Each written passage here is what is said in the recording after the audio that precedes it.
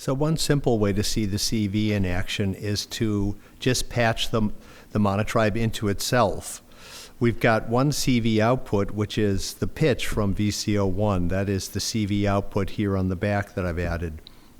So that pitch output is 0 to 5 volts, 1 volt per octave. So obviously low octaves, low notes are going to be low voltage, and high notes are going to be high voltage or closer to 5 volts. So what I've done is just program in a simple sequence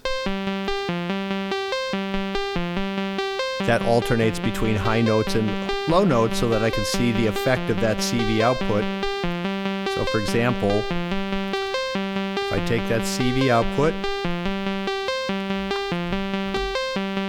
and I send it into the cutoff frequency CV input,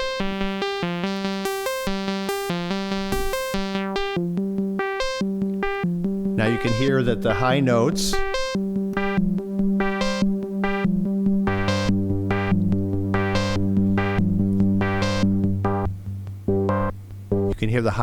of the VCO1 sequence are throwing the filter open, and the low notes are keeping it the cutoff low.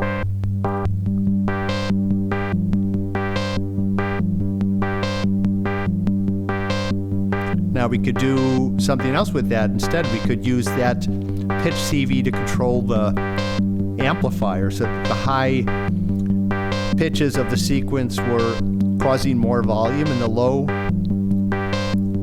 tones were causing less volume. So let's unplug that.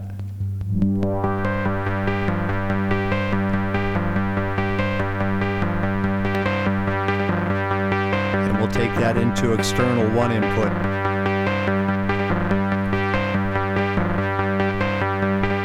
It's now coming in here, and you can see the light gets bright is the high pitches, and the low is, now if we turn the VCA down,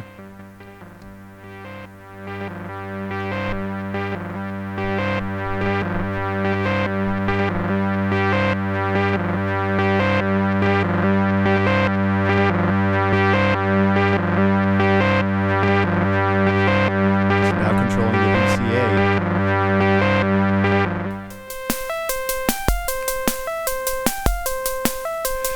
Now if I set this switch to the opposite way, you'll start to see this envelope is now coming in here.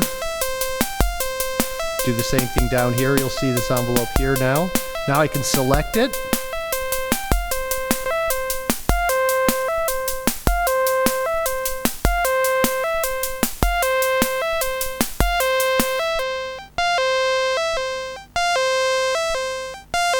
You can hear that that's being, the envelope, the VCA is being triggered, being run by this envelope. Change the attack on that.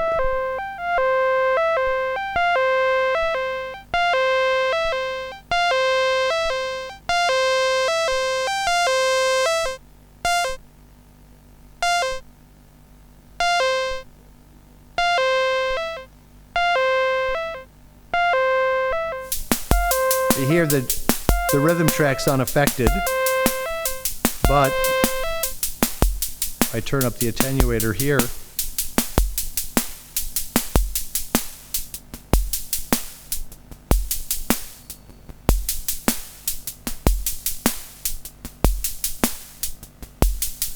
now the rhythm track is being attenuated by that envelope, so the two of them together.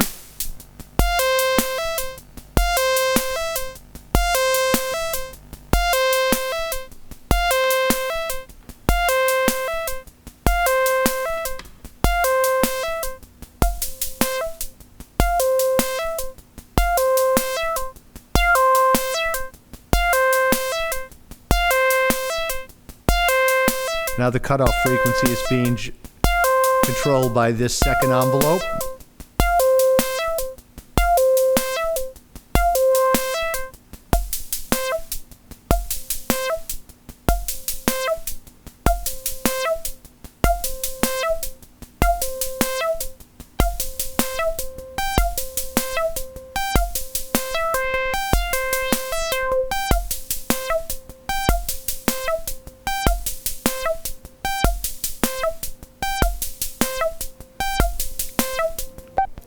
Here's an example of external 2 being routed to the pulse width modulator. I'm using the snare drum trigger here and here. You can see it's generating this real fast envelope over here. And I'm routing that via external 2 to the pulse width modulation. I've got VCO2 as the input to that, and I'm having the modulator input be this external 2 voltage. So you can basically hear, if I start to add in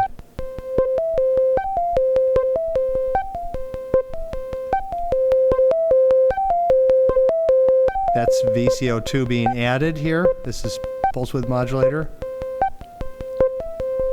VCO2 here.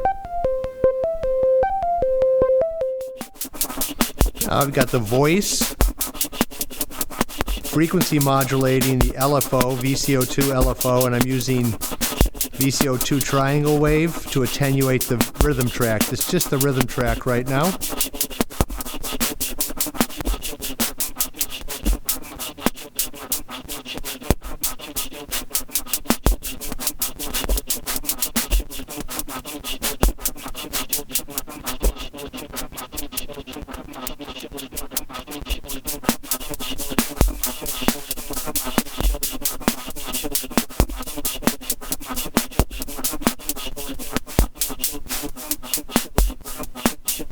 I'm changing the frequency of the LFO.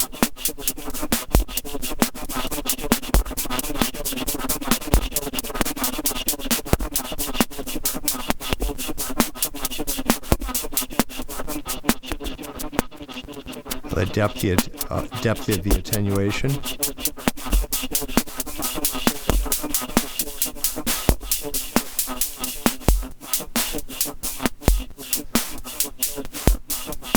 Okay, another very simple patch just to demonstrate a feature. So I'm taking the mixed trigger output. So if you look on here, you'll see I have one bass drum there, I have a snare there and there, and I have a hi-hat on every other beat that's not a snare or a bass. So there is basically a drum trigger on every one of the 8 steps. They're not all the same, but this is the mix of the triggers. And I'm using that mix to drive the external clock in on the SH-101. I'm just using this because it happens to be handy. I don't have any modular equipment that's going to put out I don't have a modular sequencer handy. And I'm basically just taking the control voltage output of this, running it to external 2 input, and I'm going to be controlling VCO2 CV pitch by this CV. And what I've done is I've just programmed into the SH-101, it has a little sequencer built into it. So I just programmed a sequence that's going to run concurrently with VCO1. This is VCO1 you're currently hearing, along with the rhythm track. And now I'm going to, all the volumes are set. I'm going to throw in the VCO2 melody line.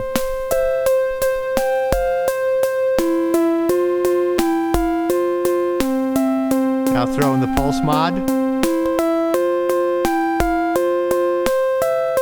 It's following VCO1.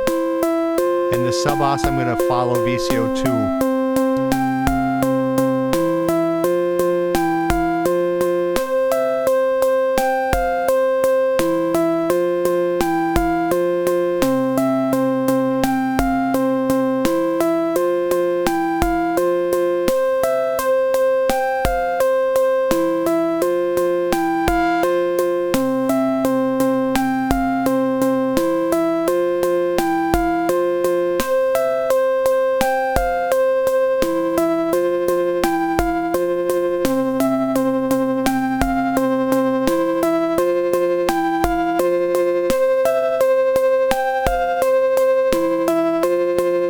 It's all coming out the output of the monotribe here. Both oscillators, pulse width modulation output, and the sub-os are all going through the filter here.